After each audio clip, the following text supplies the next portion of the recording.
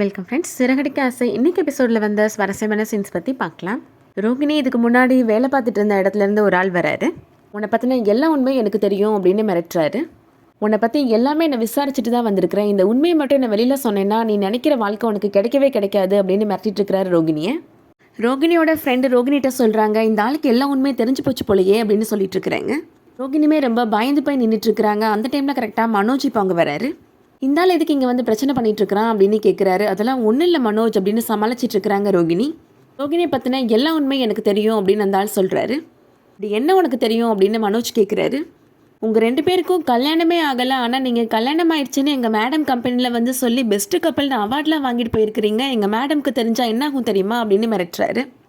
ரோகிணியோட friend சொல்கிறாங்க, இந்த விஷயத்தை தான் பெருசாக என்னமோ அமெரிக்காவை கொலம்பஸ் கண்டுபிடிச்ச மாதிரி கண்டுபிடிச்சேன்னு சொல்லிட்டு இருந்தியா நீனு அப்படின்னு கேட்குறாங்க.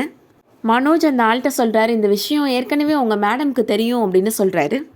ஃபங்க்ஷன் முடிஞ்ச மறுநாளே நானும் ரோகிணியும் உங்கள் மேடமை பார்த்து எங்களுக்கு இன்னும் கல்யாணம் ஆகலைன்ற உண்மையை சொல்லிட்டோம், கூடிய சீக்கிரமாக கல்யாணம் பண்ணிக்க போகிறோன்றதையும் சொல்லிட்டோம் அப்படின்னு சொல்கிறாரு. இனிமேல் இங்கே வந்து பிரச்சனை பண்ணுற வேலையெல்லாம் வச்சுக்கிட்டு அசிங்கப்பட்டுருவ அப்படின்னு ரோகிணி மிரட்டுறாங்க. அந்த ஆள் இப்போது மனோஜ்கிட்ட சொல்கிறாரு, ஏன் சார் உங்களுக்கு கல்யாணம் பண்ணிக்கிறதுக்கு வேறு பொண்ணே கிடைக்கலையா அப்படின்னு கேட்குறாரு. வீட போய் மசாஜ் பண்ணுற பொண்ணு இவ, ரோகிணியோட கேரக்டர் சரியில்லைன்ற மாதிரி பேசுகிறாரு. அது கேட்ட உடனே மனோஜுக்கும் ரொம்ப கோபம் வந்துடுது. அந்த ஆள் கணத்துலேயே ஓங்கி அரைஞ்சிட்றாரு. மரியாதையாக இங்கேருந்து ஓடி போயிரு அப்படின்னு சொல்கிறாரு. என்ன மனோஜ், நீங்கள் சாஃப்டான ஆளுன்னு நினச்சேன், உங்களுக்கு இவ்வளோ கோபம் வருமா அப்படின்னு ரோகிணியோட ஃப்ரெண்டு கேட்குறாங்க. அப்புறம் என்னங்க, என்னோட ஒய்ஃபை பற்றி யாராவது தப்பாக பேசினா எனக்கு கோபம் வராதா அப்படின்னு கேட்குறாரு மனோஜ். ரோகிணி வந்து இப்போ அழுதுகிட்டே மனோஜை ஹக் பண்ணிக்கிறாங்க. இப்போ தாங்க எனக்குன்னு ஒரு ஆள் இருக்கிறாங்கன்னு எனக்கு ரொம்ப தைரியமாக இருக்குது அப்படின்னு சொல்கிறாங்க ரோகிணி. போதுமே நான் உனக்காக இருப்பேன் ரோகிணி அப்படின்னு சொல்கிறாரு மனோஜ். அடுத்ததாக கிராமத்தில் நடக்கிறத காமிக்கிறாங்க. மீனா வாசலில் கோலம் போட்டுட்ருக்குறாங்க. அந்த டைமில் முத்துவோட அப்பா ஊருக்கு வராரு. வாங்க மாமா, என்ன மாமா சர்ப்ரைஸாக ஊருக்கு வந்திருக்கிறீங்க அப்படின்னு கேட்குறாங்க. மனோஜ் கல்யாணத்தை பற்றி அம்மாட்ட சொல்லிட்டு போகலான்னு வந்தேன் அப்படின்னு முத்துவோட அப்பா சொல்கிறாரு. கூட வரலையா மாமா அப்படின்னு மீனா கேட்குறாங்க. அவளை நான் கூப்பிட்டு பார்த்தேன், வரமாட்டேன்னு சொல்லிட்டா, அதனால தான் நானே கிளம்பி வந்துட்டேன் அப்படின்னு முத்துவோட அப்பா சொல்கிறாரு. மீனா இப்போது அண்ணாமலையை வீட்டுக்குள்ளே கூட்டிகிட்டு போகிறாங்க. அவங்கள பார்த்த உடனே முத்து, என்னப்பா என்னை பார்க்காம உன்னால் இருக்க முடியலையா, என்னை கூட்டிகிட்டு போகலான்னு வந்துட்டியாப்பா அப்படின்னு கேட்குறாரு. நீ என்ன ஸ்கூல் பையனாடா, உன்னை கூட்டிகிட்டு போகிறதுக்கு நான் அவ்வளோ கிலோமீட்டர் ட்ராவல் பண்ணி வந்திருக்கிறேன் அப்படின்னு கேட்குறாரு அவர்.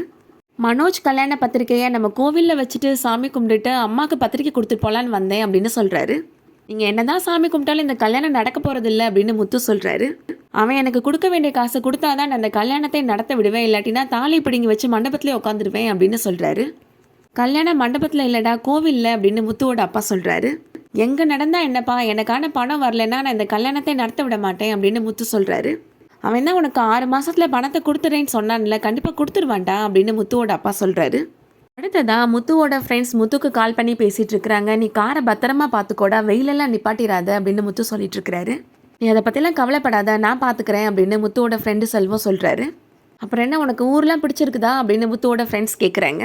பாட்டி இங்கே இருக்கிறாங்க, அப்பாவும் இப்போ ஊருக்கு வந்துட்டாரு, மனசுக்கு பிடிச்ச எல்லாரும் என் பக்கத்தில் இருக்கிறாங்க, நான் ரொம்ப சந்தோஷமாக தான் இருக்கிறேன் அப்படின்னு முத்து சொல்லிட்டு இருக்கிறாரு. முத்துவோட ஃப்ரெண்டு சொல்கிறாரு, என்னடா ஒருத்தவங்க பேரை சொல்லாமல் விட்டுட்டா, உன்னோட ஒய்ஃப் பேரை சொல்லலை அப்படின்னு கேட்குறாரு. அவங்களுக்கு அந்த ஊர்லாம் பிடிச்சிருக்குதா அப்படின்னு கேட்குறாரு. முத்து சொல்கிறாரு, மீனாவுக்கும் இந்த ஊர் ரொம்ப பிடிச்சிருக்குதுடா அப்படின்னு சொல்கிறாரு. சென்னையில் கோயம்பேடே தாண்டிருக்க மாட்டா போல, இந்த ஊரில் ஒவ்வொன்றையும் அதிசயமாக பார்த்துட்ருக்குறா அப்படின்னு சொல்கிறாரு. இந்த சின்ன பிள்ளைகள்லாம் எங்கேயாவது கூட்டிகிட்டு போனால் அது என்ன இது என்ன கேள்வி கேட்டுகிட்டே இருக்குங்கள்ல, அந்த மாதிரி கேட்டுகிட்டே இருக்கிறாடா அப்படின்னு சொல்கிறாரு. முத்துவோட ஃப்ரெண்ட்ஸு சொல்கிறாங்க, பரவாயில்லையே உன்னோட ஒய்ஃபை பற்றி இவ்வளோ பேசுகிற, அவங்க மேலே உனக்கு பாசம் வந்துருச்சா அப்படின்னு கேட்குறாரு. அதெல்லாம் பாசமும் வரல பாயாசமும் ஒன்றும் வரல, நீ ஃபோனை வை அப்படின்னு முத்து சொல்லிடுறாரு. முத்து மீனா பற்றி பேசிகிட்டு இருக்கிறத மீனா கேட்டுட்ருக்குறாங்க. கேட்டு ரொம்ப சந்தோஷப்படுறாங்க. உங்களுக்கு இளநீர் கொண்டு வந்திருக்கிறேன் குடிங்க அப்படின்னு சொல்கிறாங்க. எனக்கு எதுக்கு இது அப்படின்னு கேட்குறாரு முத்து. உடம்புக்கு கெடுதல் பண்ணுறதெல்லாம் குடிக்கிறீங்கல்ல, இது நல்லது தான், குடிங்க அப்படின்னு சொல்கிறாங்க மீனா. அடுத்ததா முத்து, மீனா, முத்துவோட அப்பா, அண்ணாமலை, பாட்டி எல்லாருமே கோவிலில் பத்திரிக்கை வச்சு சாமி கும்பிட்றதுக்காக வராங்க. இப்போ எதுக்காக இங்கே வந்திருக்கிறோம் அப்படின்னு முத்து கேட்குறாரு. கல்யாணம் நல்லபடியாக நடக்கணும்னு சாமி கும்பிட்றதுக்காக வந்திருக்கிறோம் அப்படின்னு சொல்கிறாரு முத்துவோட அப்பா. இதே தானே போன மாதமும் பண்ணுனீங்க, கல்யாணம் நடக்கவா செஞ்சிச்சு, அவன் தான் ஓடி போயிட்டான்ல, அதுக்கப்புறம் என்ன மாப்பிள்ளை ஆக்கிட்டீங்கல்ல அப்படின்னு சொல்கிறாரு முத்து. இப்போ மறுபடியும் அவன் ஓடி போவான், ரவியை மாப்பிள்ளை ஆக்கிடுவீங்களா அப்படின்னு கேட்குறாரு. ஒரு நல்ல விஷயம் நடக்கணும் அப்படின்னு சாமி கும்பிட்டுட்டு போகிறதுக்காக வந்திருக்கிறாங்க, ஏன் இப்படி பேசிகிட்டு இருக்கிறீங்க அப்படின்னு மீனா திட்டுறாங்க. முத்து சொல்கிறாரு, உன்னை கல்யாணம் பண்ணிக்க மாட்டேன்னு விட்டுட்டு போனவன் தானே மனோஜ், அவன் கல்யாணம் நடக்கணும்னு நீ நினைக்கிறியா அப்படின்னு கேட்குறாரு. மீனா சொல்கிறாங்க, நமக்கு ஒருத்தவங்க கெடுதல் பண்ணாங்கன்னா நம்ம மறுபடியும் அவங்களுக்கு கெடுதல் தான் நினைக்கணும்லாம் கிடையாது அப்படின்னு சொல்கிறாங்க. நல்ல விஷயம் நடக்கணும்னு சாமி கும்பிட்றதுக்காக மாமா வந்திருக்கிறாரு, நீங்கள் அவர் மனசை கஷ்டப்படுத்தாதீங்க அப்படின்னு சொல்கிறாங்க மீனா. அடுத்ததா பத்திரிக்கையை வச்சு சாமி கும்பிடுறாங்க. அடுத்ததா அண்ணாமலை முதல் பத்திரிக்கையை அவரோட அம்மாவுக்கு கொடுத்து ஆசீர்வாதம் பண்ண சொல்கிறாரு. கவலைப்படாத அண்ணாமலை, எல்லாம் நல்லபடியாக நடக்கும் அப்படின்னு சொல்கிறாங்க அவங்க. முத்து வேணும்னே இருமுறாரு. என்னடா அப்படின்னு கேட்குறாங்க பாட்டி. இருமல் வந்துருச்சு பாட்டி அப்படின்னு சொல்கிறாரு. மலையில 4 கொட்டு கொட்டினா எல்லாம் சரியாயிடும் அப்படின்னு முத்துவோட பாட்டி சொல்கிறாங்க. மீனாவை கூப்பிட்டுட்டு பிரகாரத்தை சுற்றிட்டு வாடா அப்படின்னு சொல்கிறாங்க. அதோட இன்னைக்கான எபிசோட் முடியுது. இந்த வீடியோ உங்களுக்கு பிடிச்சிருந்துச்சுன்னா லைக் பண்ணிக்கோங்க. சீரியல் அப்டேட்ஸ்க்கு நம்ம சேனலை சப்ஸ்கிரைப் பண்ணிக்கோங்க. தேங்க்ஸ் ஃபார் வாட்சிங்.